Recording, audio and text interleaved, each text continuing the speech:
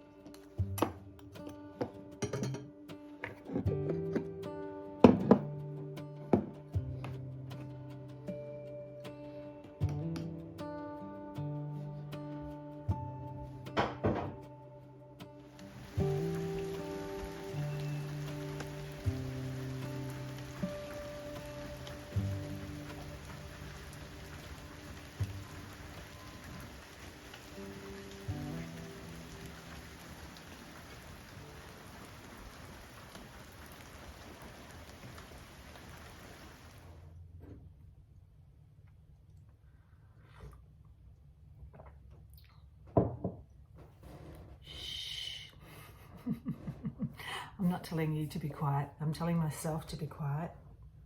I'm sitting here working on an assessment, on a manuscript assessment, and then after that, in a few hours' time, I will be back and we'll do a kind of day in the life of video and explore this wild, woolly, cold day together.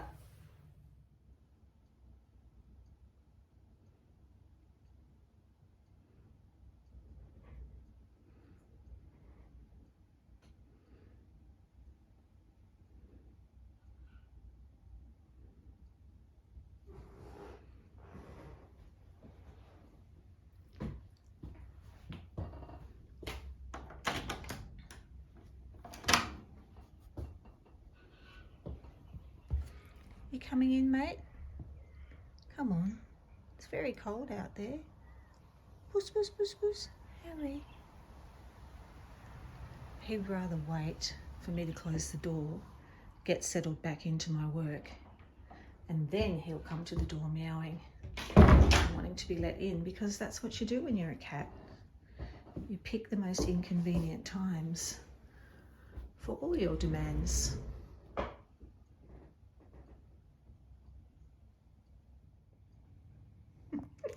What did I tell you?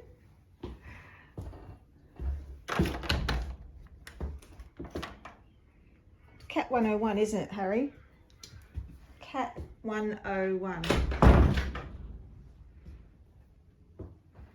You go and find your spot there. Hop off my computer, please. You naughty boy, aren't you? Beautiful pussy cat. Stop distracting me, Harry. Off you go. You gonna bite me? Bite me?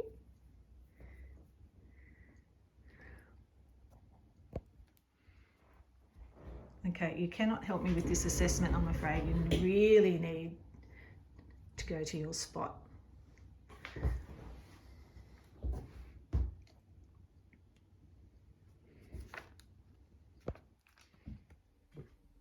Oops. So that was fun. I really like doing manuscript assessments when it's just a structural sort of thing, like there's not any problems per se with the writing.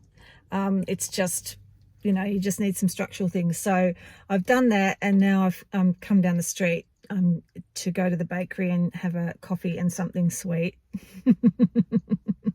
And then I'll write my editor's report, and then I'll have time to really hop in and make this video.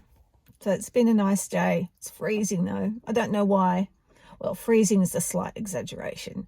It's just spring, isn't it? Spring is kind of rambunctious. Is that a word? And it's all over the place, and it changes like the wind of spring. Like, it's been very, very windy and cold and blue skies and sunshine, and it's all about change. Spring is all about, it's about change and exuberance and self-expression, you know, and free abandon, that kind of thing. Spring really makes you feel like that. I love that. We talked about that at yoga, how the seasons can make us think about where we fit in the scheme of things, and they can be reminders of certain ways of being, you know. So spring reminds us to embrace change and to roll with it, and to understand the joy that change can bring.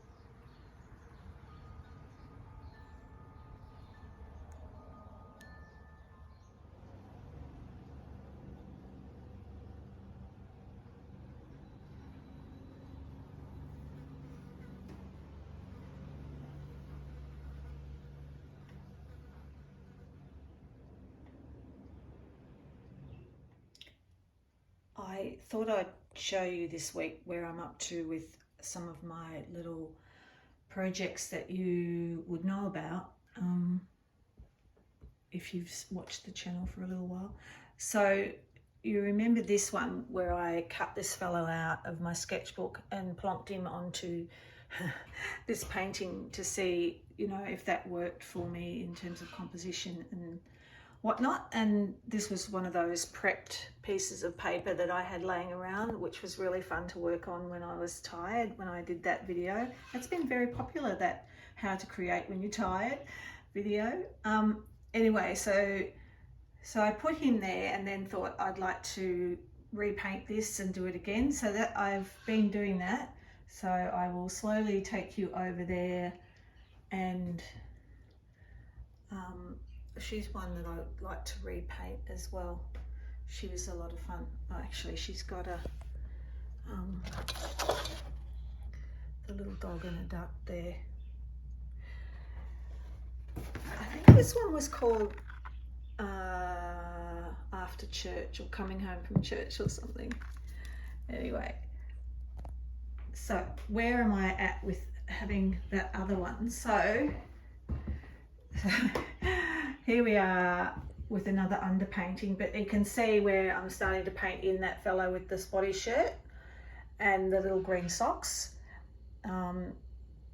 So I'm just working this up. I'm going to put a letterbox there, you know, one of those milk can letterboxes. I love them. So yeah, it needs a lot more work yet, but I'm getting the general idea of what I want this one to look like.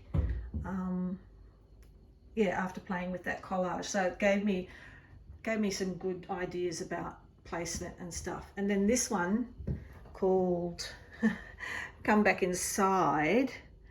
I've been doing a bit more work on this one as well, and I've decided it needs a kitty, so I'm going to block in a cat there. But she needs to be bigger, I think, a little bit bigger anyway. So I'm still working on that, still deciding, you know, what other things it needs in terms of composition and whatnot. But it's fun to have it there, and just every now and then, you know, when I walk past, I'll pick up a paintbrush and dab something else onto it. And there was another thing. Oh, that's right, I started playing with this, and I'm going to put this together and make one sort of collage painting of all these little canvases. This guy's not finished yet. I'm still working with him, but I like that idea of coffee bear because it's kind of absurd, and that appeals to my sense of humor. The other thing I wanted to show you was, on and off, I've been working on spreads for a picture book, and the other day, I've just put a bit of paper over the text there. That's the text of the story. Yeah, the other day I was watching a YouTube video from a young woman who was decorating her bedroom or something, inspired by Bramley Hedge. And then she gave a really big chat about how much she loved the old picture books of bygone days. And I noticed lots of younger women these days love to decorate their homes according to these really immersive picture books of the past. And yeah, a lot of picture books these days are quite spare in the way that they are illustrated, and lots of detail is considered to be, can be considered to be quite old-fashioned. So it made me pull out my spread that I've been working on here because this has been so much fun to do, and to put lots and lots of detail in, just mocking up this idea of this opening spread for this story that I've, you know, been writing and playing with. And so this is mostly, I love that guy on the veranda. I don't know why. That guy on the veranda reading the paper just makes me happy. And the way that his little house is really wonky. So this little spread is mostly pencil, gouache and collage. And I put it, ages ago, I put it somewhere on Instagram or something, and my niece, who's in her 40s, came on and said, "Oh, Auntie Jenny, I want to live there." And I thought, I know that feeling, you know, when you really want to live in the pages of a book, or you want to live in a story. And it's something that I think that I love to think about when I'm creating worlds and creating stories. I want readers and people to feel like they want to be in there. Yeah, so this is just like it's one of those never projects that's just it just keeps bubbling away, and I keep playing around. And yeah, I like the idea of, you know, the rich people who live on the hill. And the swing and the sprinkler and the mailbox and the dog. Yeah, all these little things. They've just been a lot of fun to think of. And it's very, when I work on spreads like this, to me it's richer than meditation, because you get so deeply involved in what you're doing. That's actually what I imagine to be the schoolhouse there. And I think the rabbits are looking over at the horse, or possibly the duck that's leading the horse, I'm not sure. And this little girl is the hero of the story. So yeah, that's just something that YouTube got me thinking about this week, about the immersive nature of art and drawing and creating stories and creating worlds. Right, I will switch this off now, and I'll get the camera and I'll show you my Frankenstein vest. I'll show you where I'm at with that. Okay, I'm back inside now, and I've got the camera rather than my phone. Not that you're interested in that, but anyway, I wanted to show you where I'm up to with my Frankenstein vest. So this is a vest, see that? This is a vest that I knitted. I was trying to remember how long ago I knitted this. It's a Cleckheaton wool. It's the best quality, honestly. I've had this vest. I remember wearing this vest. I remember laughing about this vest because with one of the ladies at the convent. So I used to be, I used to have a studio at an old convent in Melbourne that's been turned into an arts precinct.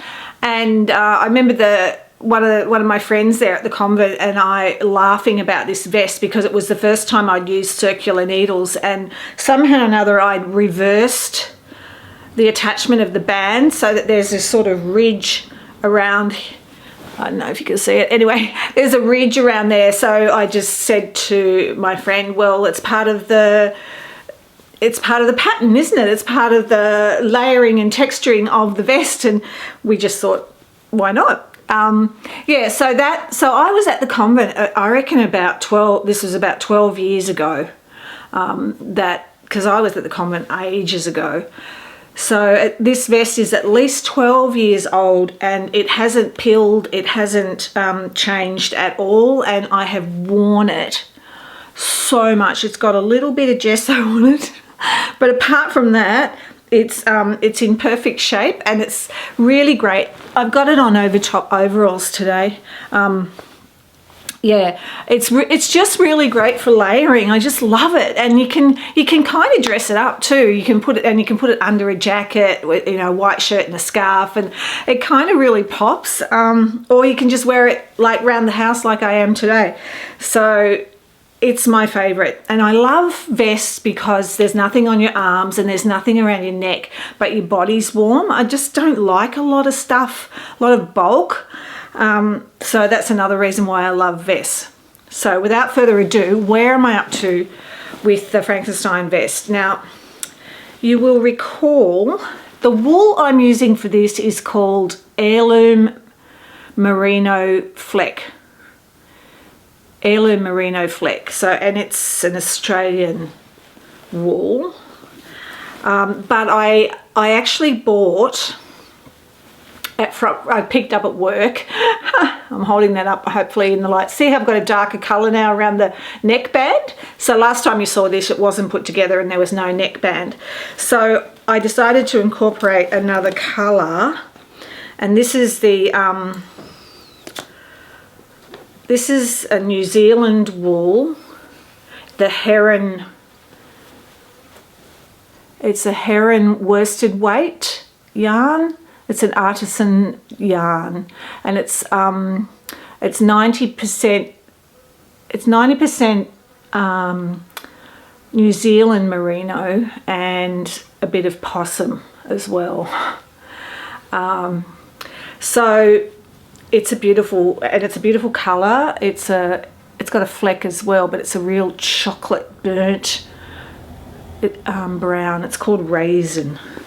So I grabbed a ball of that just to put around the neck, and I'm really happy with how it looks. And so there it is there.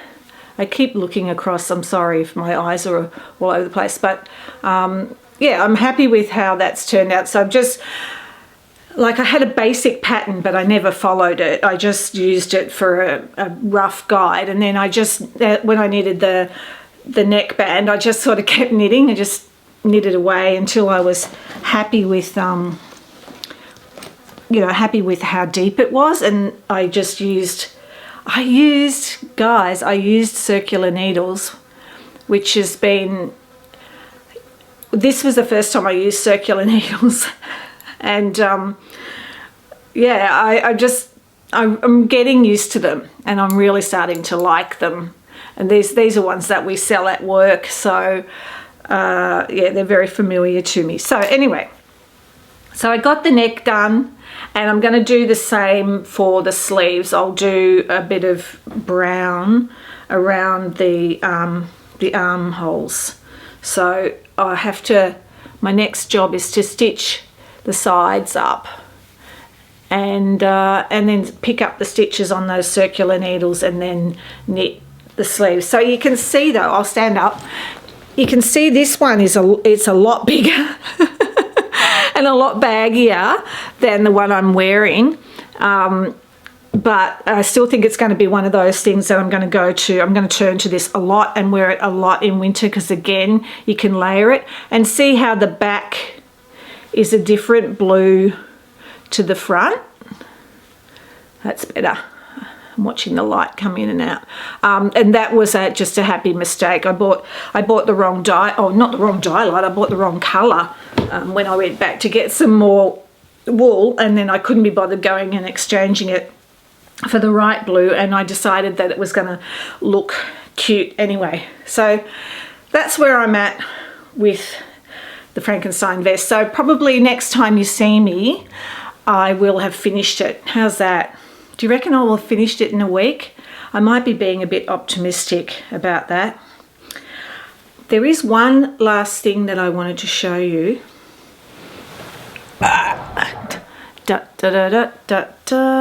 Look at this.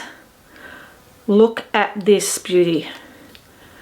I've got no idea how to use it. Like, I don't even know how to, I'm too scared to even open it out. It's a gimbal, for those of you who like me and don't know much about these things. Anyway, we're going away this weekend to the coast, and I might have some time to play with the gimbal and experiment with it. It is a mighty fine gimbal, I've got to say. It's a something Insta360 or something it's called, and it does all these really cool stuff like David showed me, and you know, it tracks to you and follows you and flips its head around and does all this weird shit. It's very cool. Anyway, that's going to liberate me in the making of videos, so we'll see what happens and see what happens when I get on top of the gimbal. And you will know when I've got on top of the gimbal, because you will be able to tell by the extraordinary high quality of my videos that I have all the right gear now and that I am a master of the gimbal and the master of, you know, movement shots and tracking and all that sort of stuff. All right, I will say goodbye there. Thank you so much to everyone who's joined in the last week or so. I've had more subscribers. It's just been growing. The channel's been growing beautifully. Please leave a comment. Let me know what you're working on. Let me know, are you knitting anything? Are you painting anything? Maybe you've finished a project. I'd be very impressed if you have, because, you know, I'm the queen of half-finished projects. But yeah, I would love to hear from you. I answer all the comments and I love to see this community growing. Thank you for subscribing. Thank you for liking if you enjoyed this video, and I will see you again next week. Thanks for watching. Bye for now. I'm not sure why I waved. Why do we wave? We always wave. Is it our generation that waves when we see a camera because it's still a novelty? Anyway, I could get talking about a whole other topic now, but I won't. I'll say goodbye. See ya.